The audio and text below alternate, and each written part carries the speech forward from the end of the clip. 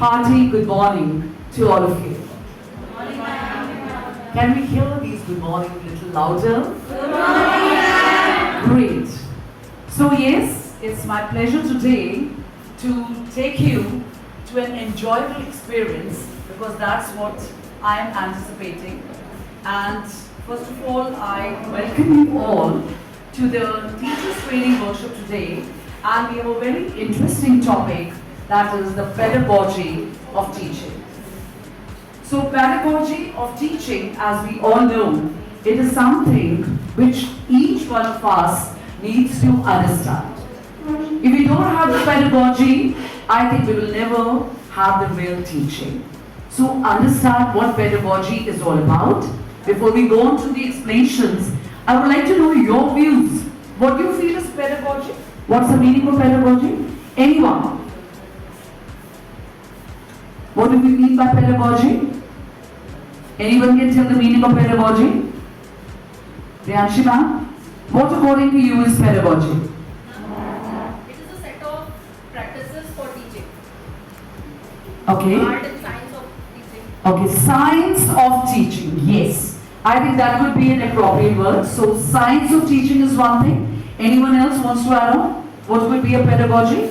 Yes. Theoretical concepts. Concepts of teaching, yes. Anyone else? Yes? Okay, I would like to know if Amoli ma'am has to add something. Yes, Amoli ma'am. What would you like to say? Yes. The pedagogy of teaching simply means the various methods which a teacher Applies. So very good. Let's at least have a round of applause for all our participants. So basically pedagogy is a technique, it's the methodology, it's a science of teaching. So as you all would agree that till we are well equipped with all these ideologies, we cannot teach well. So just moving further, we have very interesting lines over here which I think every teacher should learn by heart. Why I say learn by heart? Because they should become the inspiring words for you and always a motivator for you. It says, an average teacher tells, a good teacher explains, and the best teacher inspires. So how many of you want to be the best teachers? I think I can have everybody's hands coming up. Very nice. So today I do hope that at least at the end of this session today, each one of you would be at least an 80% inspirational teacher, if not 100% inspirational teacher.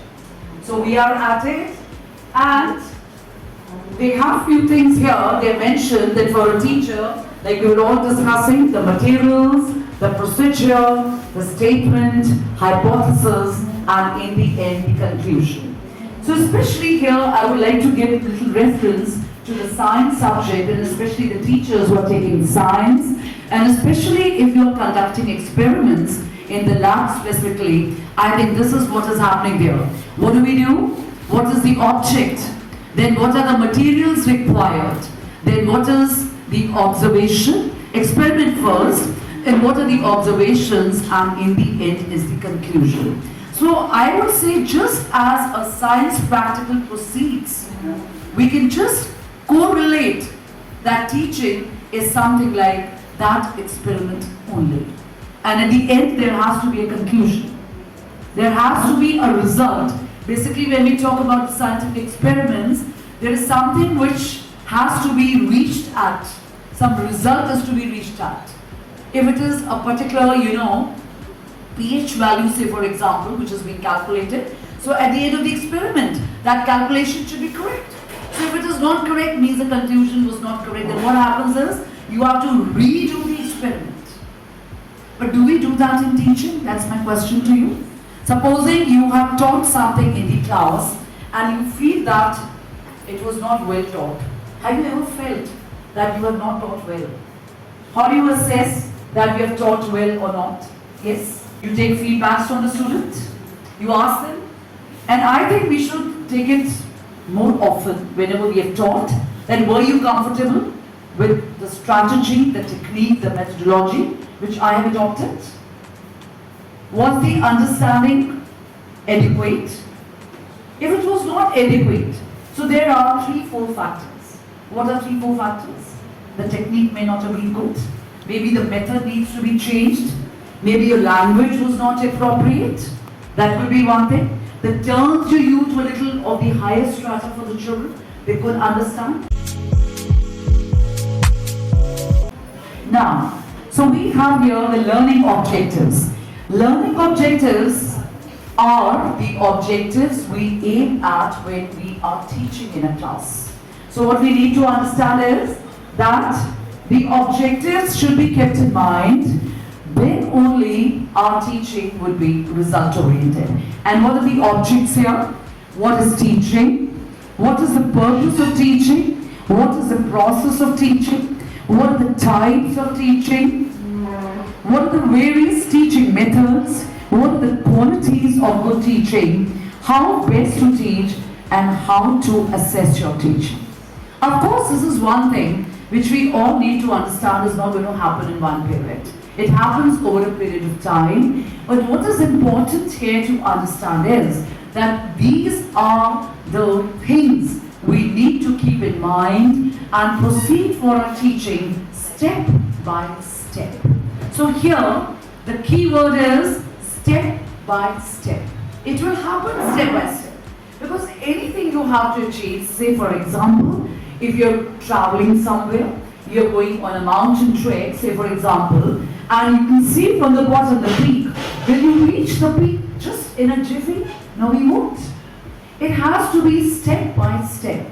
We are going to trek some area one day, we take a halt. The next day we proceed further, we take a halt, and then over a period of time, which includes few days, we ultimately reach to our targeted peak. So say we can just correlate related to the teaching. There are steps and we have to move step by step. So all these things have to be kept in mind. So here, a very important question. Do you remember any of your teacher who inspires? When you were in your school days, there must have been a couple of teachers who must have taught you. So do you remember any teacher who inspired you? So if any, you have to write the name of the teacher.